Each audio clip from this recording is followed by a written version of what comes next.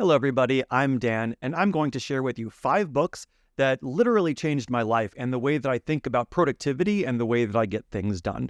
I think you might be surprised by the last book on here because it's really not one or even a category that I see mentioned in these very often. I've chosen these 5 books because I feel like they fit together into an entire productivity system that covers everything from mindset and philosophy to actual physical actions. And stick around to the end of the video because I'm going to talk a little bit about how they actually fit together to build this larger whole. In case you're new to my channel, hello, my name is Dan. By trade, I work as a cloud cost infrastructure billing specialist, but just recently I started making videos about productivity and getting things done, and I sure hope you like them. If you do, please give this video a thumbs up, please subscribe to me, do all those things that everybody asks you to do, and with all of that said, I'm just going to jump into the books. If you've been watching videos like this, you've probably already heard of the first book that I'm going to mention.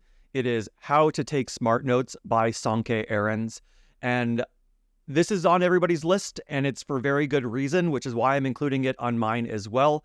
So this talks about a system that's called the Zettelkasten system. And I don't think most people are going to copy the Zettelkasten process wholesale.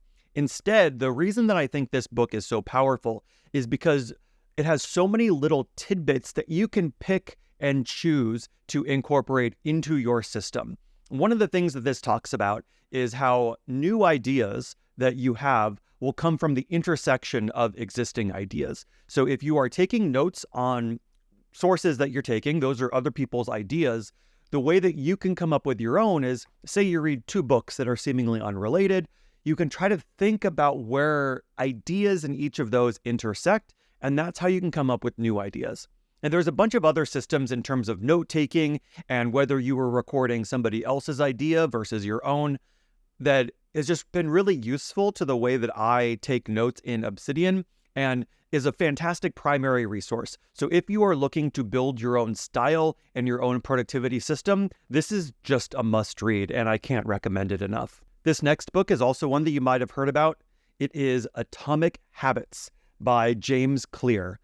This was actually Amazon's bestseller in 2023, which means a lot of people know about it. A lot of people have read it.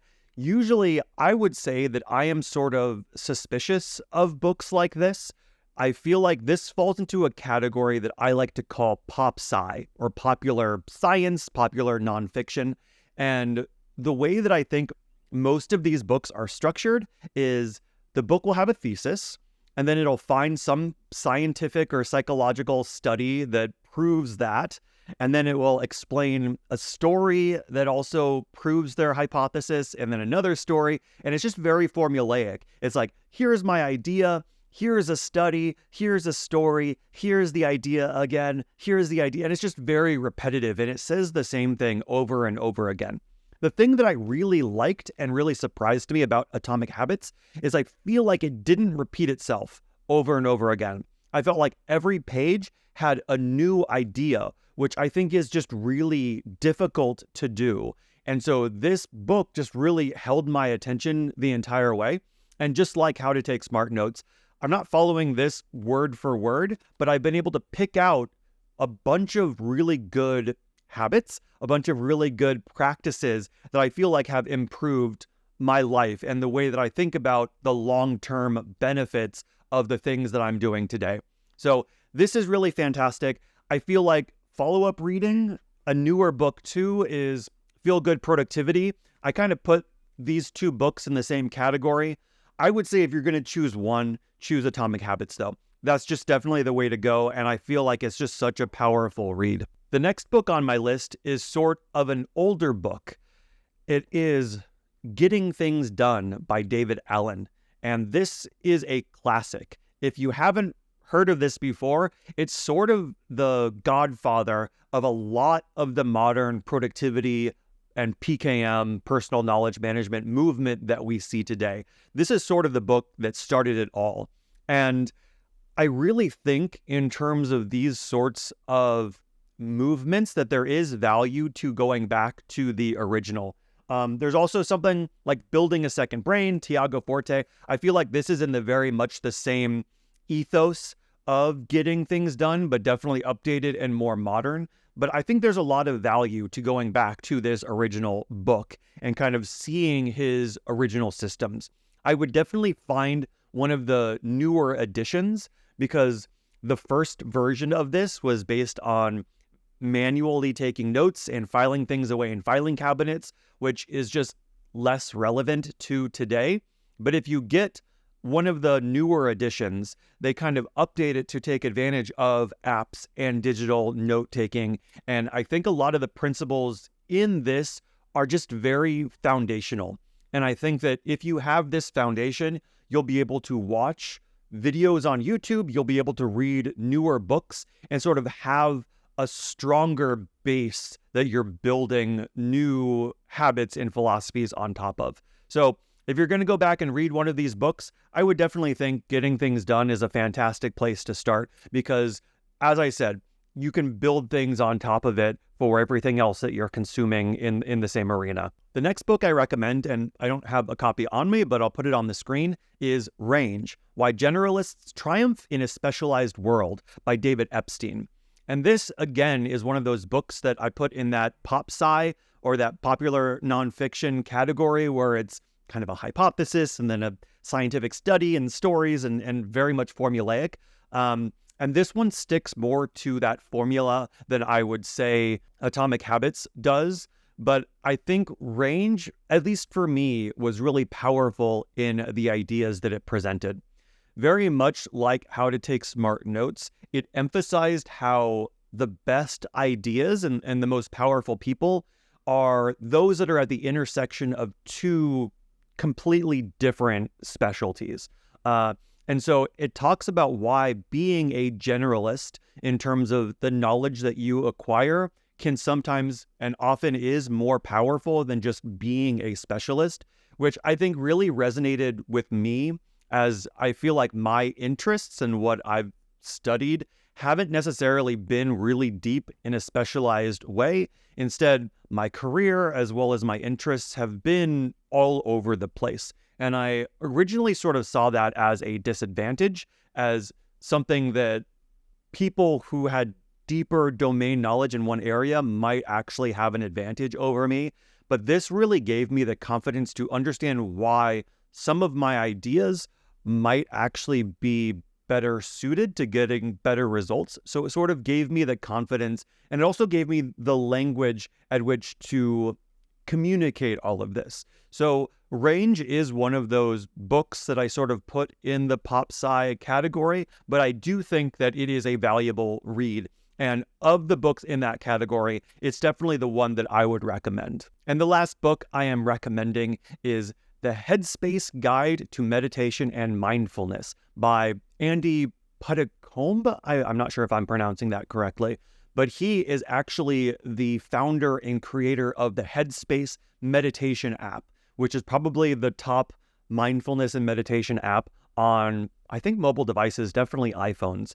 And I recommend this book because it really changed the way that I think about thinking, and I think about the way that my brain works. And I think I originally heard about this because it was on Bill Gates's end of year list of books, and I saw that it was short and it's in a knowledge area that I kind of have a cursory understanding of, but I really wanted to dig in a little bit deeper. And so I picked up this book, and it's partly about the founder's life, and it's also about mindfulness and meditation. And I feel like his life is very interesting. And what I learned about meditation and the goals of meditation and the way that people's brains and thoughts work, I found really useful for me. I will say that I did not pick up a meditation habit. I feel like a lot of people read this and do that. That isn't necessarily for me, but I think that I found a lot of value from this book despite not meditating every day. And even if you are not interested in getting into meditation, I still recommend this book just in terms of the way that you're thinking about thinking. And if you're watching this video, I assume that you have an interest in optimizing the way that your brain works and your productivity, and understanding mindfulness and meditation is one of the most powerful things that you can do for understanding your brain. And this is a quick read. It's, I think, really powerful. And so I would definitely add this to the stack of productivity books in order to level up and get you to that next level of your PKM knowledge management. So those are the 5 books that I recommend. And like I said, I chose these 5 books because I feel like they fit really perfectly into a larger system. You have things like How to Take Smart Notes, Atomic Habits, and Getting Things Done, which really get in the weeds of what you are going to be doing on a day-to-day basis. And they each kind of present a different way of doing things, of approaching individual tasks. And so these 3 books together, I feel like are super powerful for you developing your personal daily habit. So what you wake up in the morning and do, how you are acting when you are reading a book, reading an article, and how you approach coming up with new ideas. I feel like these 3 books together are great for coming up with like the day-to-day grind of what you're going to be doing in your life. The other 2 books, Range and Headspace Guide to Meditation and Mindfulness, are all about the brain and how your brain works, so that as you are doing this work, you can build habits that work for you in terms of putting knowledge into the long-form memory and getting the most out of your brain and when it's most active and when it's not and what really works for you.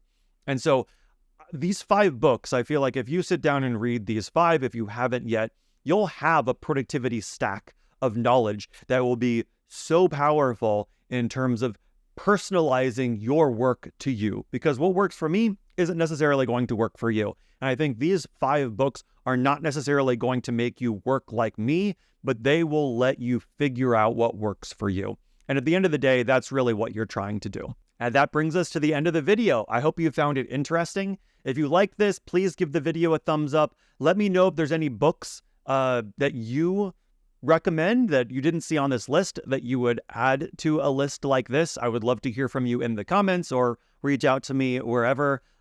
Subscribe to my channel, all of those sorts of YouTube-y things, and I will see you, or you will see me, in the next video.